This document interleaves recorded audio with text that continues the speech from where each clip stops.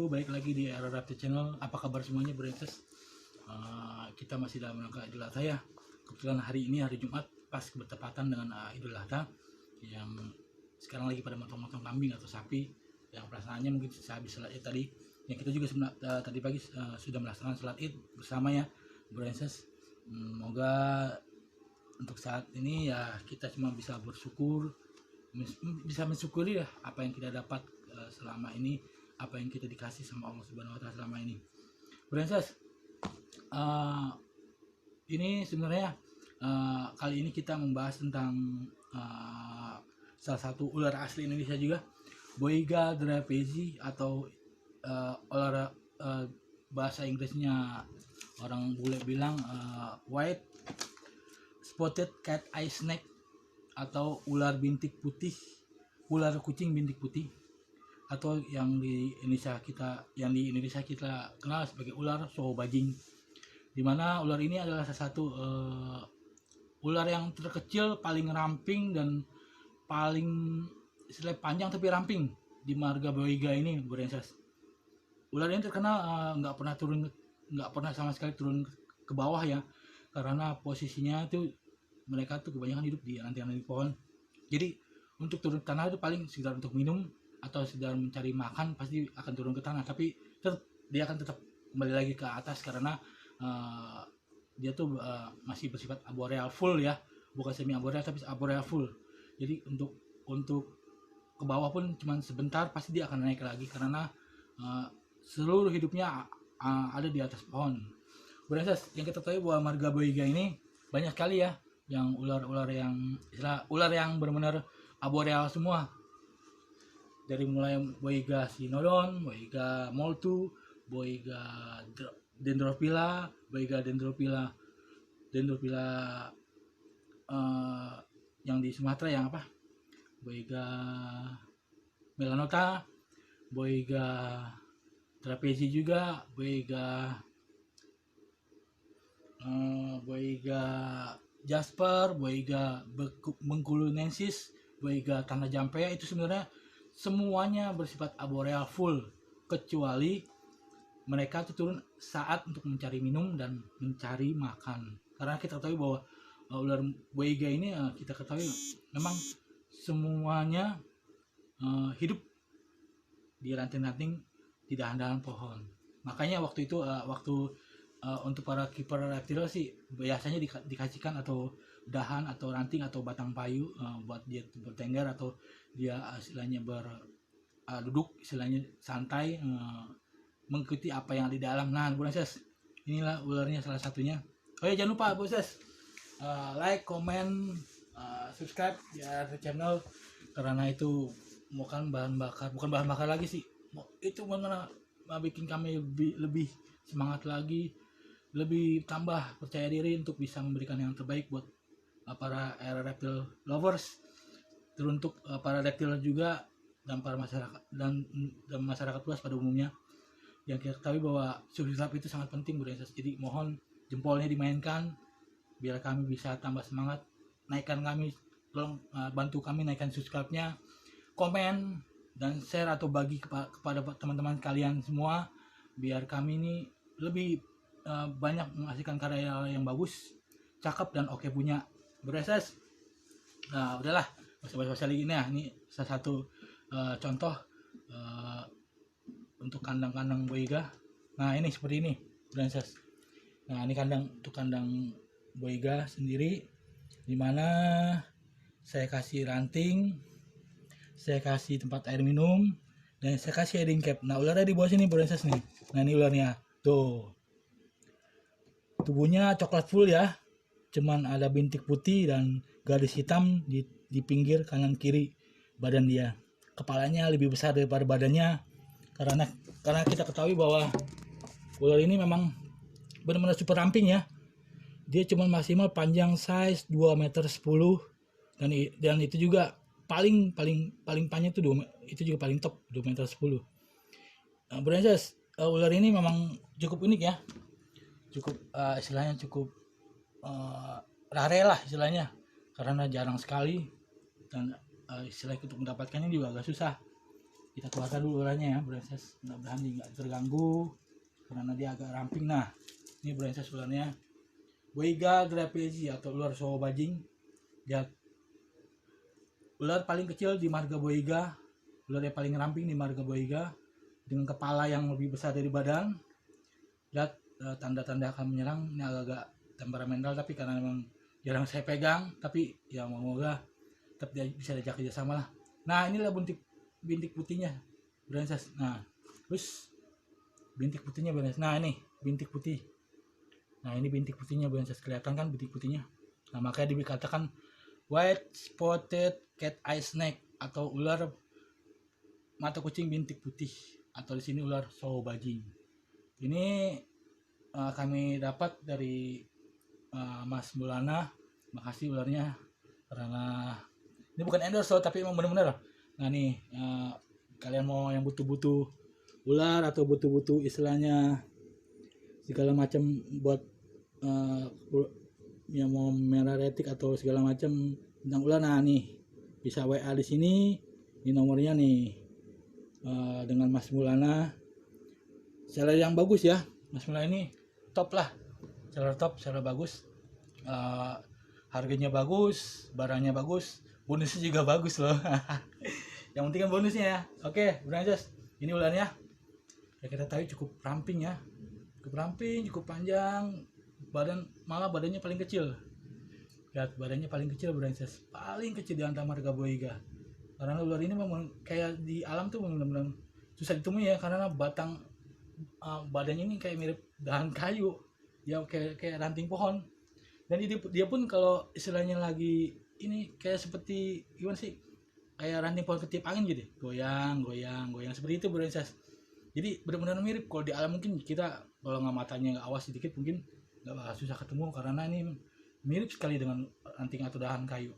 Branches, ular ini bersifat arboreal, dia hidup nocturnal dan sebagian besar hidupnya di atas pohon.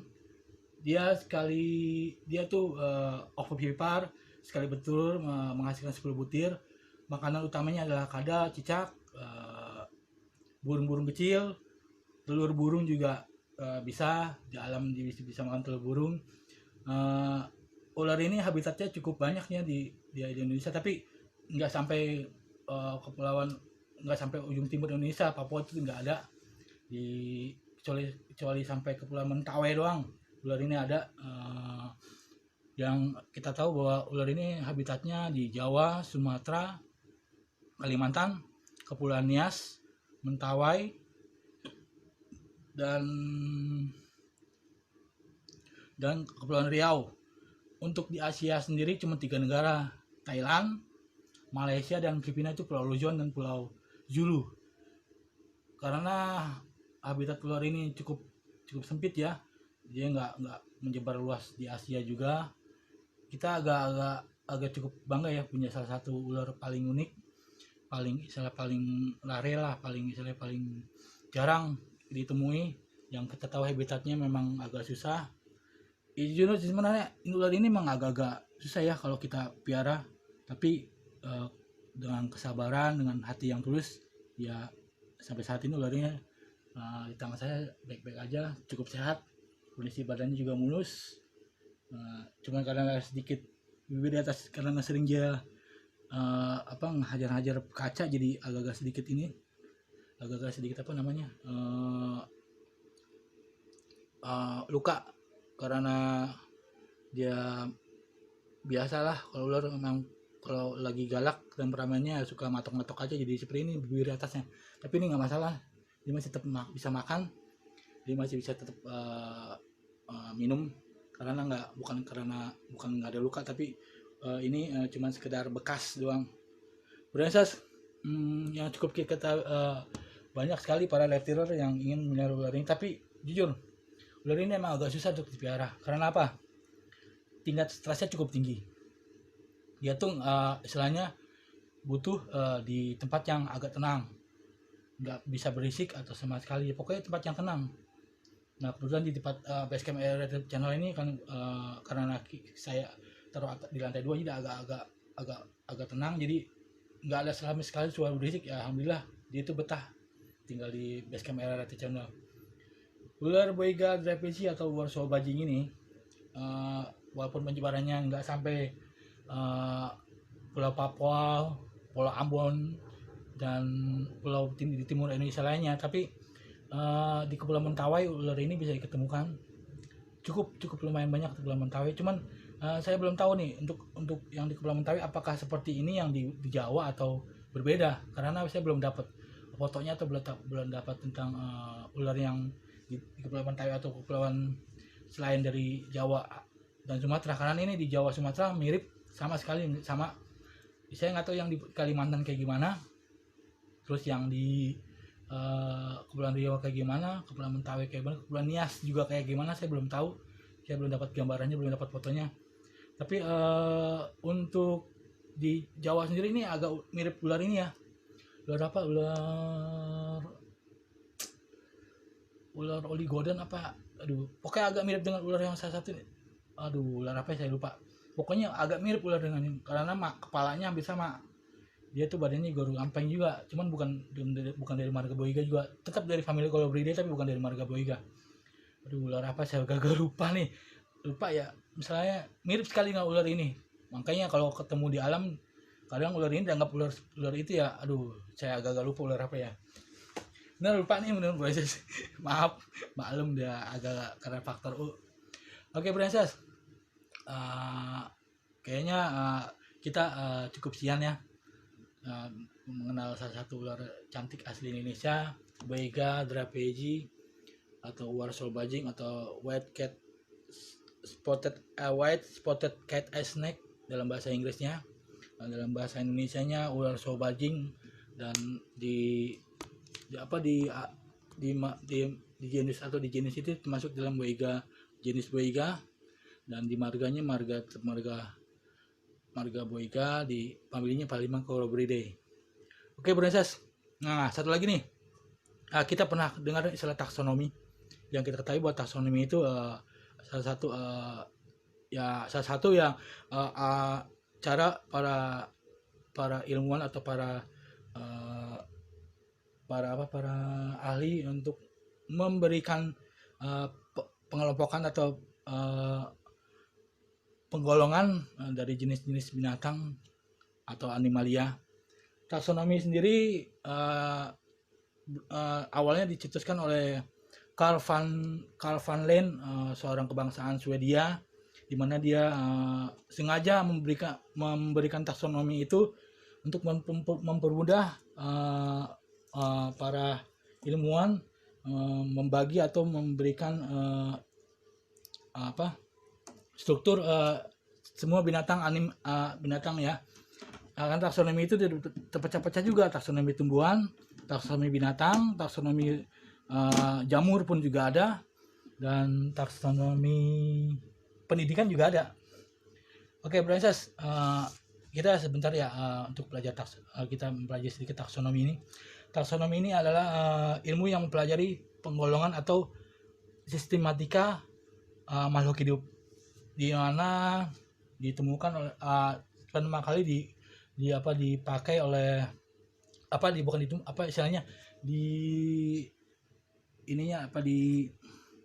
dikenal peneliti, gimana taksonomi ya bisa lebih mempermudah para peneliti untuk meneliti semua yang makhluk hidup yang ada di dunia. Yang kita ketahui bahwa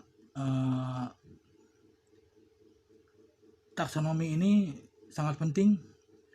Jika tanpa taksonomi mungkin untuk penggolongan setiap makhluk hidup mungkin nggak ada ya, seperti kayak ular ini animalia masuknya, terus kerajaannya animalia, filumnya atau toksenya kelasnya Ordomata, bangsanya ya pokoknya panjang lah proses, agak susah emang, agak ribet. Pokoknya taksonomi ini sebenarnya dicetuskan oleh pertama kali Carl van Lien, seorang naturalis yang berkebangsaan Swedia, di mana beliau mempetakan makhluk hidup lewat 7 tingkatan guna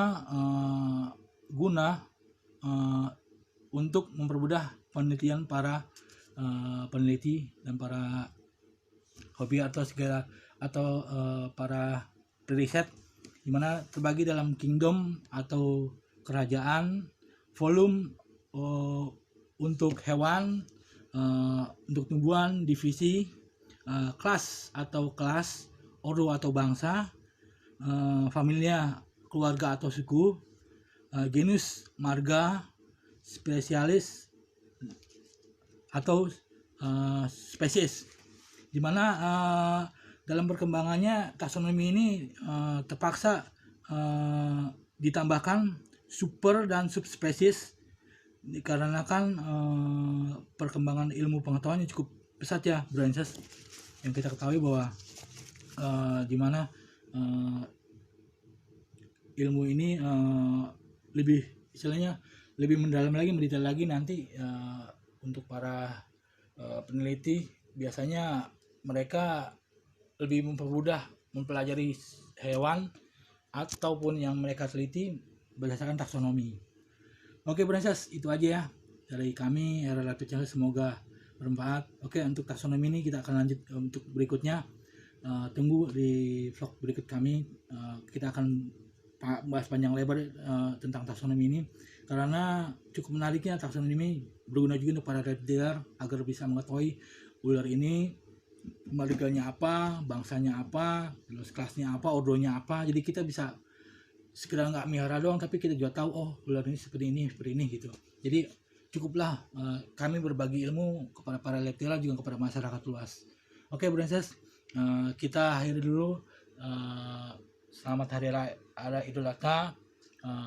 Semoga tahun depan kita bisa dapat, misalnya yang mau naik haji bisa kembali lagi bisa naik haji, karena kan masih banyaknya virus COVID-19 yang sehingga kerajaan Arab Saudi tahun ini tidak mengadakan haji bersama ya, karena di samping masih merajalanya COVID-19 itu juga sila mencegah jangan sampai terjadi lagi korban yang berjatuhan. Oke, Branches, cukup sekian dari kami. Jangan lupa like, comment, subscribe di RRLP Channel. Ini RRLP Channel, jangan lupa comment, like, subscribe di RRLP Channel. Semoga kami bisa memberikan yang terbaik, dan kami berusaha untuk memberikan yang terbaik dan terbaik lagi, karena kami juga berusaha untuk memberikan hal yang berbeda, hal yang bagus, dan hal yang mengenai ular secara garis besar. Karena untuk detailnya kami cukup istilahnya sekedar gimana, karena untuk detailnya pusing ya kalau sebenarnya kasih tahu, karena banyak hal kata-kata yang agak susah diucapkan. Jadi jujur saya ini waktu SMA anak sos, karena saya kebetulan hobinya ular ya, dengan sangat terpaksa saya harus belajar biologi lagi.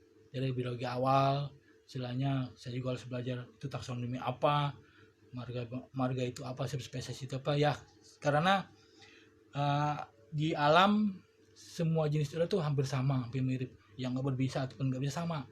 Makanya lewat pembelajaran kita, lewat pengenalan kita bisa tahu oh ular jenis apa di alam. Karena suatu saat kita bertemu dengan ular, kita juga kaget lagi, oh ini ular nggak berbisa, jadi kita cara penanganan pun beda dengan ular yang berbisa.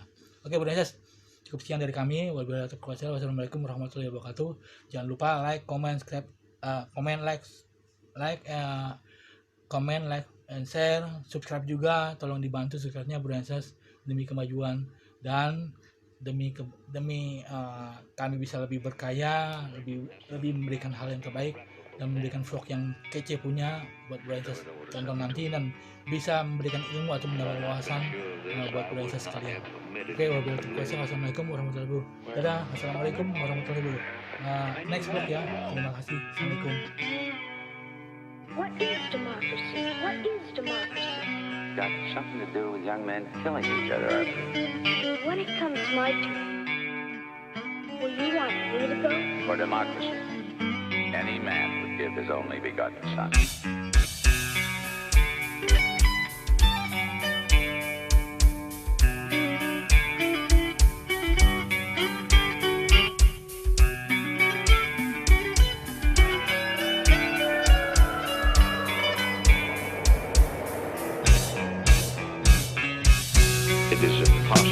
a decelebrated individual to experience pain, pleasure, memory, dreams, or thought of any kind.